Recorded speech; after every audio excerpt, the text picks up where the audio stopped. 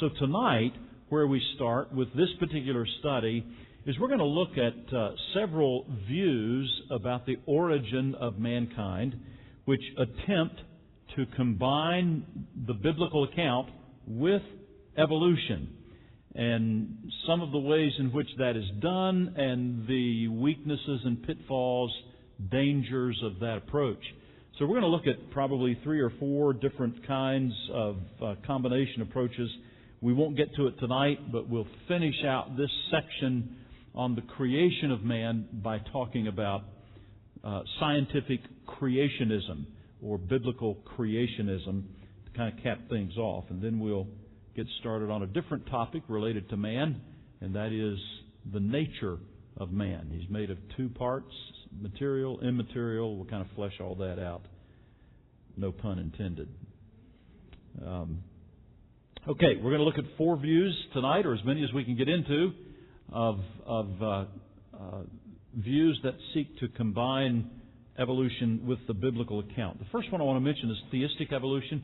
And by the way, we try to treat this as a classroom setting, so I'll pause from time to time and ask if you have questions. Feel free to ask any questions, and then anybody that wants to can answer them. I'm glad to facilitate that. But we do try to, even though it's in pews and it's a little awkward, we have great discussion in here, so please feel free to do that. We're under no timetable necessarily. I mean, 8 o'clock, but not as far as how many weeks we do this study. Theistic evolution. Let me give a statement of the view first. What is meant by theistic evolution? Theistic evolution, as you can tell, theistic, theos is the Greek word for God, so theistic means God. Evolution, so you can tell by that term, this is an attempt to combine something to do with God and a lot to do with evolution. Statement of the view goes something like this. Theistic evolution teaches a rather conventional form of evolution. It basically is a form of evolution, but it tries to throw a little bit of Bible in there to make it sound respectable to Christians. So basically what it teaches is that Adam was the first real human being. So that's kind of, yay, at least there was a historical Adam. He was a biblical person. But you're not going to like how they got there if you really understand the biblical account. Because theistic evolution says that Adam, even though he was the first human being, we got to Adam as a result of a long evolutionary process. Evolution started just as atheistic evolutionists teach. It started and life developed and evolved into various forms, higher complexity and so forth, until finally, after millions, maybe billions of years, you've got the first man, Adam. When evolution finally produced a fully developed human, then God stepped in and placed in that fully developed human His image. And then Adam became man as we know mankind. Okay, that's theistic evolution. So you can tell they're trying to do some justice to the concept of God and bringing Him into the picture somehow, but God is kind of an afterthought in theistic evolution. Basically, mankind develops just like evolution would teach. So obviously there's some problems with that view. Can you think of some? Any problems come to mind? Eve. That's a huge problem with this view. Where did Eve come from? It has no way to account for Eve being made from Adam. And of course the biblical account makes perfect sense. No way to account for woman in this view. Any other difficulties you can see? How would you get male and female out of that concoction? I'm not a theistic evolutionist, so I'm not sure. Does anybody who's more familiar with evolution, Byron?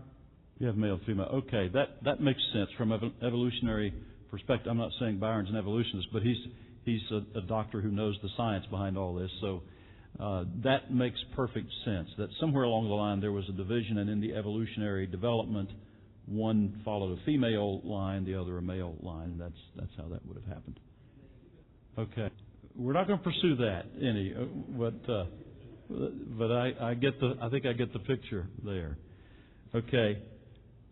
There are some other problems with theistic evolution. Let me just mention one other, and that is that the Bible says that man was made from the dust of the ground. God took existing elements and fashioned his body and breathed into him the breath of life. In theistic evolution has to take that as some kind of poetic reference to man coming up from the ground, developing from inorganic material, and so some kind of evolutionary development. Well, the biblical account is just a poetic attempt to describe how man evolved. That's a really far stretch to try to put that into the Bible. So theistic evolution, although it was popular 100 years ago or so when evolution was sweeping the day, and many Bible scholars were trying to figure out, oh no, everybody's saying evolution is right, it must be, how are we going to fit the Bible in there? It was one of the first attempts to do that. It's not held as much today. There are more creative options, as we'll see in a moment. But any other questions or comments about theistic evolution? Microevolution, I'm not real sure. In the literature I've read, I don't see that term being used with it. Micro as opposed to macro evolution. I'm not sure, to be honest. I can't speak intelligently to that. Yes, Kenneth? It would have followed the normal evolutionary process from lower forms of life to forms of life that are more human-like. Probably apes or monkeys or something like that. So it would follow basically the same evolutionary track.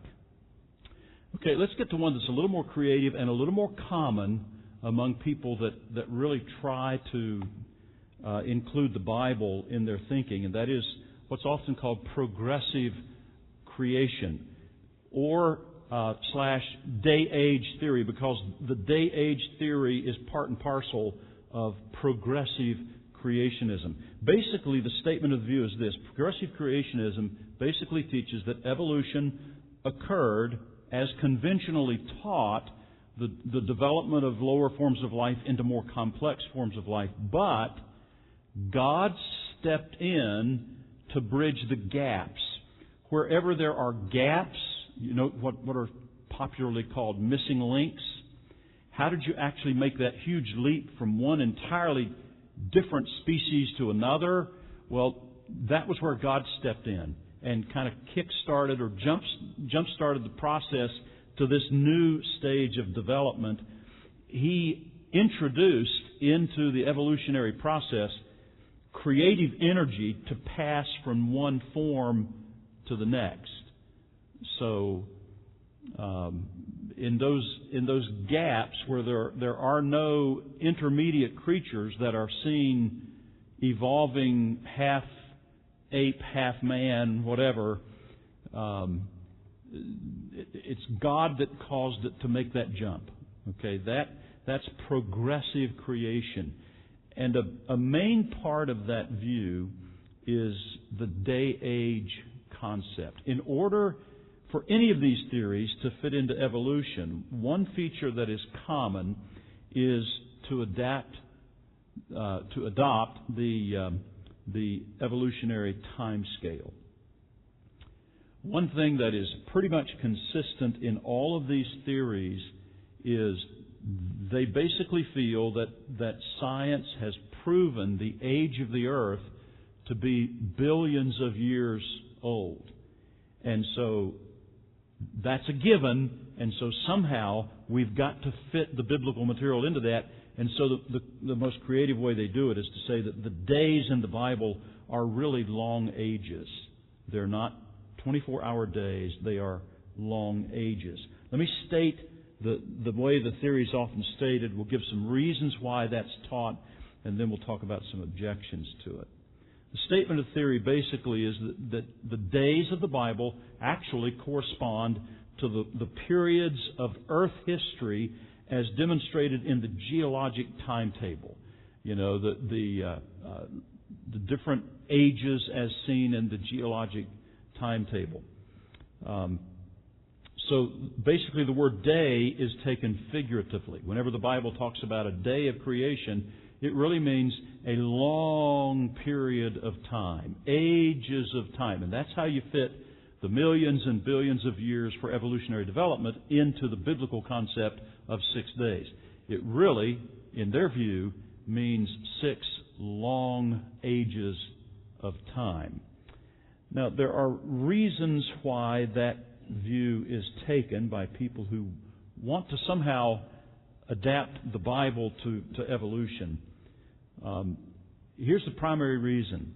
People who believe in progressive creation or the day-age theory believe that geology and astronomy, basically those two disciplines, geology, the study of the various layers of the Earth's crust and so forth, and rock formations, they believe that geology and astronomy, the study of the heavens, have proven the Earth to be billions of years old.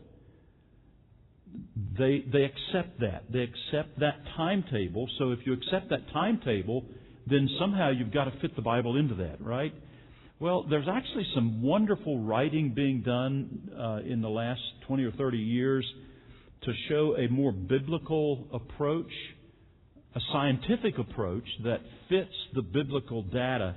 There are other explanations for the geologic timetable, primarily having to do with the flood, the catastrophic events of the flood, as we'll get into later, not tonight, but probably next week.